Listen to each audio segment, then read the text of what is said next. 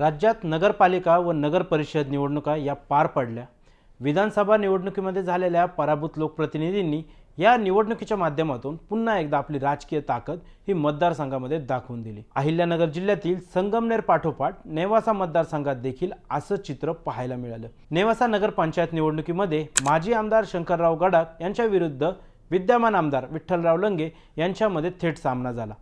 नगराध्यक्षपदाची माळ जरी शिवसेनेच्या गळ्यात पडली असली तरी मात्र शंकरराव गडाख यांनी आपले नगरसेवक निवडून आणत पुन्हा एकदा आपले प्राबल्य मतदारसंघात दाखवून दिले। यामुळे विधानसभेत झालेल्या पराभवाचा बदला घेण्यास शंकरराव गडाखांनी सुरुवात केल्याची आता देखील चर्चा सुरू झाली आहे। गडाखांच्या एंट्रीने आता आमदार विठ्ठलराव लंगे यांच्या पुढे नवे आव्हान निर्माण होणार असे चित्र सध्या मतदारसंघात दिसते। नेवासे नगरपंचायत निवडणुकीमध्ये माजी आमदार शंकरराव गडाख यांच्या क्रांतिकारी शेतकरी पक्षाने दमदार कामगिरी करत 10 जागांवरती विजय मिळवला। या निकालामुळे नेवासाच्या राजकारणात गडाखांचे वर्चस्व पुन्हा एकदा अधोरेखित झाले। विशेष म्हणजे गडाख यांनी शिवसेना ठाकरे गटाची मशाल बाजूला ठेवत आपल्या पारंपरिक पक्षाच्या चिन्हावरती ही निवडणूक लढवली व विजयाचा गुलाल देखील उधळवला। मात्र एकीकडे हे असताना दुसरीकडे मात्र नगराध्यक्ष पदाच्या निवडणुकीमध्ये त्यांना पराभवाला सामोरे जावे लागले।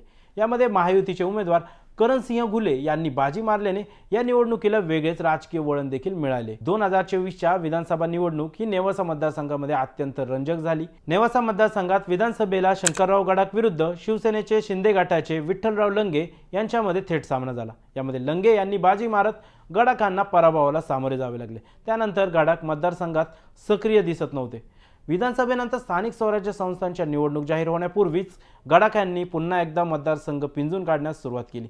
गडाख यांनी या निवडणुकीपूर्वी ठाकरेंच्या शिवसेनेपासून दूर जात स्वबळावरती क्रांतिकारी शेतकरी पक्ष मैदानात उतरवला होता।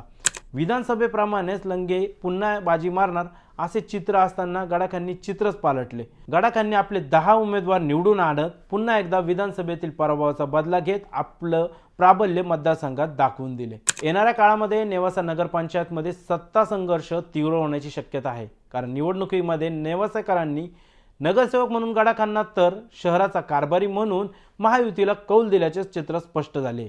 क्रांतिकारी शेतकरी पक्षाकडे बहुमत असल्याने विकास कामांवरती नियंत्रण हे त्यांच्याकडेच राहणार असले तरी मात्र नगराध्यक्ष महायुतीचा असल्याने निर्णय प्रक्रियेत ताणतणाव येऊ शकतो।